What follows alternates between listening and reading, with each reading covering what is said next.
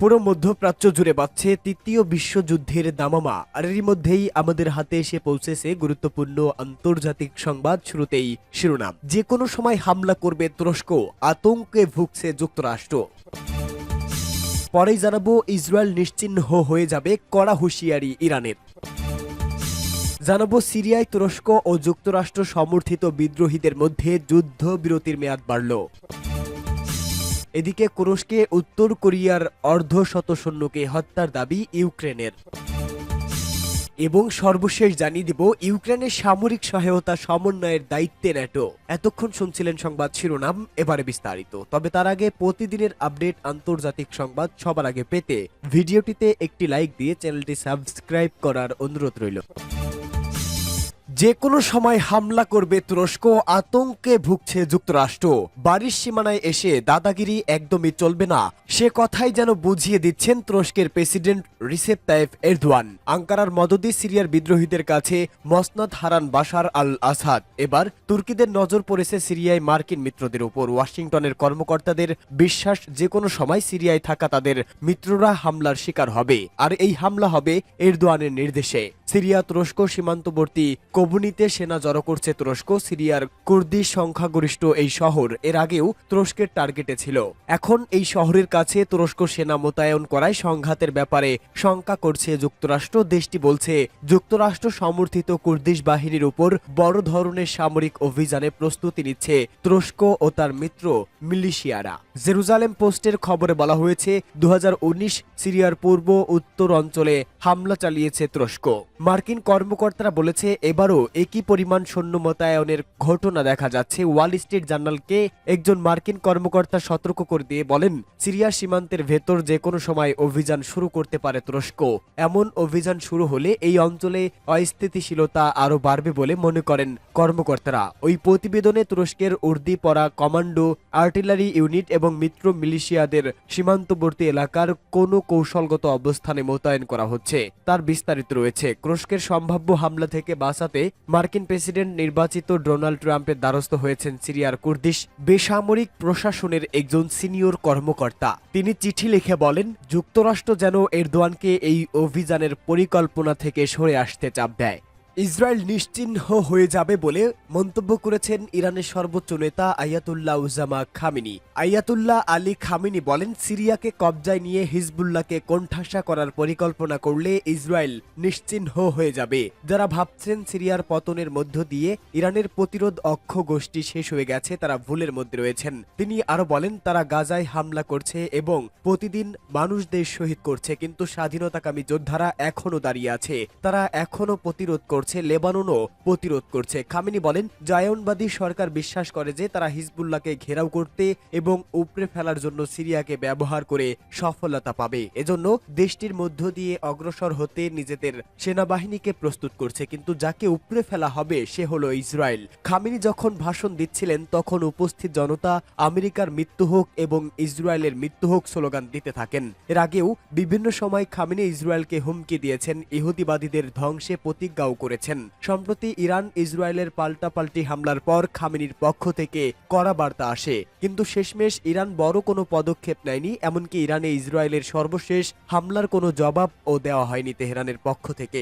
এদিকে ইসরায়েল ইরানের আরেক অক্ষ শক্তিতে আঘাতের পরিকল্পনা করছে। ইসরায়েলের পাবলিক ব্রডকাস্টিং কর্পোরেশন জানিয়েছে, ইসরায়েল ক্রমাগত ক্ষেপণাস্ত্র ও ড্রোন হামলার জবাবে ইয়েমেনের হুতি গোষ্ঠীর বিরুদ্ধে সামরিক অভিযানের প্রস্তুতি নিচ্ছে। সিরিয়ায় তুরস্ক ও যুক্তরাষ্ট্র সমর্থিত বিদ্রোহীদের মধ্যে যুদ্ধবিরতির মেয়াদ বাড়ল।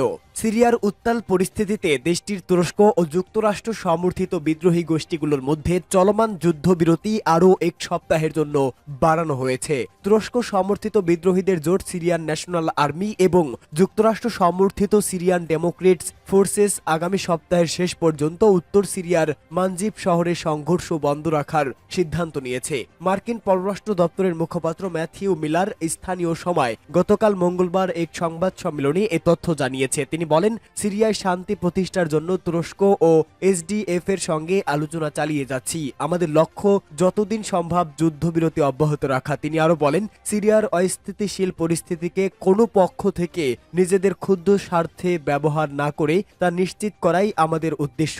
সিরিয়ার বৃহত্তর স্বার্থকে ক্ষুণ্ণ হতে দেওয়া যাবে না। সিরিয়ার সাম্প্রতিক রাজনৈতিক অস্থিরতায় গত ৮ ডিসেম্বর দেশটির প্রেসিডেন্ট বাশার আল আসাদ বিদ্রোহীদের আক্রমণের মুখে পদত্যাগ করে রাশিয়ায় আশ্রয় নেন। ১২ দিনের বিদ্রোহী অভিযানের পর তার পতন ঘটে। এরপর দেশটির পরিস্থিতি কিছুটা স্থিতিশীল করতে যুক্তরাষ্ট্র মধ্যস্থতা করে। সিএনএনএ ও এসডিএফ এর মধ্যে প্রথমবারের মতো যুদ্ধবিরতি চুক্তি করে। সিরিয়ার গৃহযুদ্ধে যুক্তরাষ্ট্র দীর্ঘদিন ধরেই বিভিন্ন বিদ্রোহী গোষ্ঠীকে সহায়তা করে আসছে। এর মধ্যে সিরিয়ান ডেমোক্রেট ফোর্সেস অন্যতম। যুক্তরাষ্ট্রের সহযোগিতায় এসডিএফ সিরিয়ায় আইএস বিরোধী লড়াই চালিয়ে যাচ্ছে। এসডিএফ এর মধ্যে কুর্দি গোষ্ঠী ওয়াইপিজি সবচেয়ে প্রভাবশালী। তবে তুরস্ক ওয়াইপিজিকে কুর্দিস্তান ওয়ার্কার্স পার্টি এর শাখা হিসেবে দেখে, যা গত ৪০ বছর ধরে তুরস্কে বিদ্রোহ করে আসছে। পিকেকে কে তুরস্ক এবং যুক্তরাষ্ট্র উভয় সন্ত্রাসী গোষ্ঠী হিসেবে বিবেচনা করে। এদিকে ন্যাটো জোটের সদস্য হওয়া সত্ত্বেও সিরিয়ার দীর্ঘ ১৩ বছরের গৃহযুদ্ধে যুক্তরাষ্ট্র এবং তুরস্ক একে অপরের বিপরীতমুখী বিদ্রোহী গোষ্ঠীকে সমর্থন দিয়ে আসছে। এই বিরোধের মধ্যেই দুপক্ষের বিদ্রোহী গোষ্ঠীগুলোর মধ্যে সাময়িক শান্তি প্রতিষ্ঠায় চেষ্টা চলছে।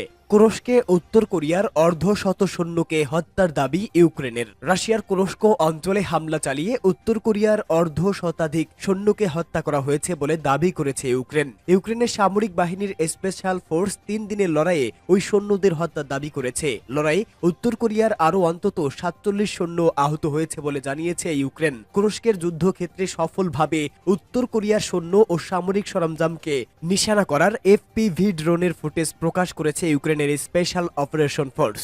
ইউক্রেনীয় সংবাদ মাধ্যম কিয়েভ ইন্ডিপেন্ডেন্ট বলেছেন, গত আগস্টের শুরুর দিকে কুরস্কের অবলাস্টে যুদ্ধরত ইউক্রেনীয় সেনাদের বিরুদ্ধে লড়াইয়ে সহায়তা করার জন্য উত্তর কোরিয়া ১০,০০০ সৈন্য মোতায়েন করেছে রাশিয়া।